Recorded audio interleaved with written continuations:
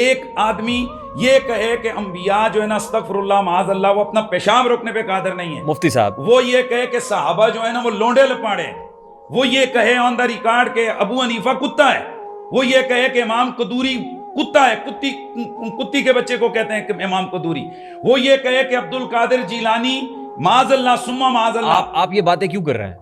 क्या अब आपके ऊपर भी कोई ये क्लिप लेके 295C का मुकदमा दायर कर रहा हूं, मैं उसके रद्द के लिए कर रहा हूं, मैं ये वो नहीं कह रहा हूं, मैं कह रहा हूं कि ये मिर्जा कह रहा है और मिर्जा ने कहा है ये। आप मजहबी मुनाफरत को कम करें, हुजूर में दस्त बस्ता आपसे गुजारिश करता हूं, बहुत अच्छा माशाल्लाह, इसको खत्म करें सर। काश कि आप ये सवाल जिस दिन मिर्जा साहब की एकेडमी में गए थे आप उनसे ये कहते, बारहा किया सर। सुने तो अब मुझे, मैं पूरे पाकिस्तान से ये सवाल कर रहा हूं आपकी वसातत से, एक आदमी आज आपको कितना दुख हो रहा है, कह रहे हैं 295C लगता है, क्यों लगता है सर? बस बस बस यही मिर्जा साहब की स्टेटमेंट है। वो कहते हैं कि ये अगर वो ये फलां मामला ना होता तो साहबा पे 295C लगता।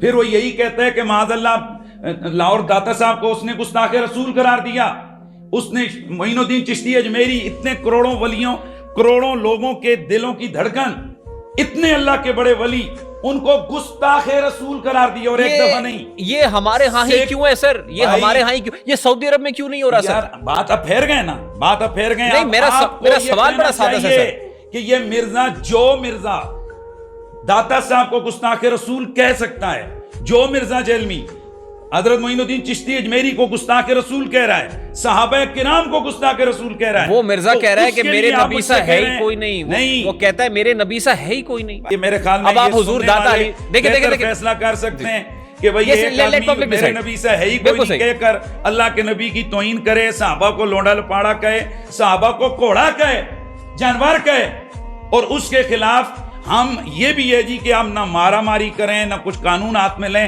हम अगर FIR करवाएं फिर भी हमारे खिलाफ रेहान तारक और बाकी जनाब वाला मीडिया वाले लोग कहते हैं कि ये क्यों हो गया।